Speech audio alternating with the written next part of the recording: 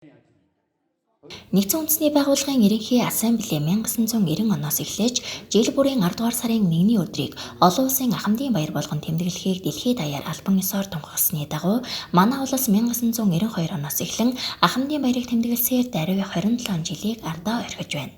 Жил бүр ёслол төгөлдөр тэмдэглэн өнгөрүүлдэг энэ өдрийг тохиолдуулан улсын хурлын гишүүн бүх чөлөөний пүрүүт орж түүний ажлын албанаас тойргийнхоо ахмад борлуудыг хүлээн авч уулзсан хүндэтгэл үзүүллээ.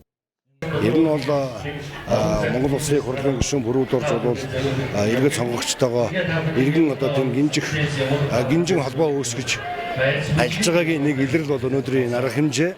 Ер нь өнгөрсөн одоо 3 жил гаруй хугацаанд бол Улсын хурлын гишүүн бүрүүд орж бол сонгогдсон сум багийнхаа одоо ард иргэд сонгогчтой бол байн уулзаж тодорхой арга хэмжээнүүдийг шалтгаалалтаа зохион байгуулсан. Өнөөдөр бол бас энэ 400 гаруй ахмадыг бас хүлээж авч байна. Ер нь бол өөр хүүхдүүд аав ээжээ баярлуулдаг Ховд аймгийн аж ахуйн нэгж албан байгууллагууд энэ өдрүүдэд бас ахмадуудаа хүлээж авдаг. Яагаад гэвэл залуу халуун насаа одоо Ховд аймгийн эдийн засаг нийгмийн хөгжлийн төлөө зарцуулсан энэ ахмад уурлуудаа хүлээж авах нь бол ирээдүйн хойч одоо үүрэг юм аа гэдэг бас их таатай байна. Өнөөдрийн байдлаар манай аймгийн хэмжээнд 8200 гаруй ахмад настан амьдарч байгаагийн дотор ахмадтай чинь 2 алдар гавьяатай ахмад настан 46, 90-с дээш настай 72, 95-аас дээш настай 14, 100-аас дээш настай 4 ахмад настан байна.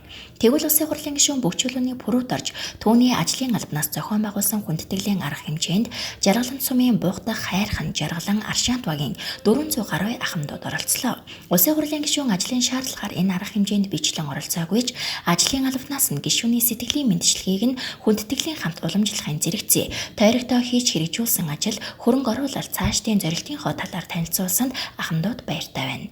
Тэгээ манай продюсер гишүүн бас их хурлын гишүүд дотор бас залуу настай залуухан хэрэг хэмжээгээрээ бас залуу хүний сэтгэхүйгээр их олон төрлийн юмыг сэтгэж багуудаа одоо үр дүнтэй томоохон ажлуудыг олон хийж байгаа бас манай ард түмэн маань мэдж байгаа.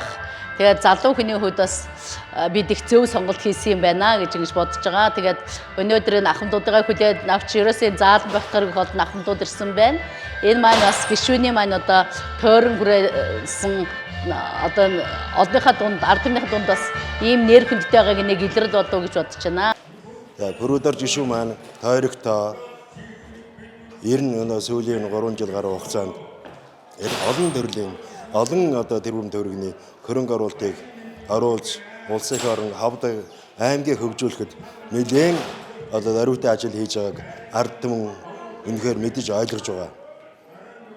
Олон төрлийн ажлыг одоо бүтээн байгуулалтын ажил ялангуяа дараа нь тойрогтой зөвхөн ахмадууд битгий хэл залуучууд сургуулийн хөөгдөл цэцэрлэг хаана юу байна одоо ер нь тойрогтой даруйтай ажил хийж байгаа гишүүний хувьд би өрөөдөр гишүүнийг гэж ойлгож байгаа.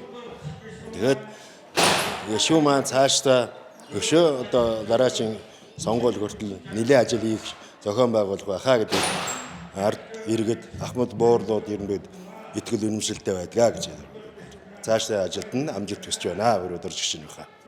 Төгс төвдөд зохион байгуулсан хүндэтгэлийн арга хэмжээнд хүрэлцэн ирсэн ахмад буурлуудад аймгийн хөгжим драмын театрын уран бүтээлчид дуу хоорынхаа дээжээс өргөн барьж нэгэн өдрийн хамтдаа дуулж бүжиглэн өнгөрүүллээ.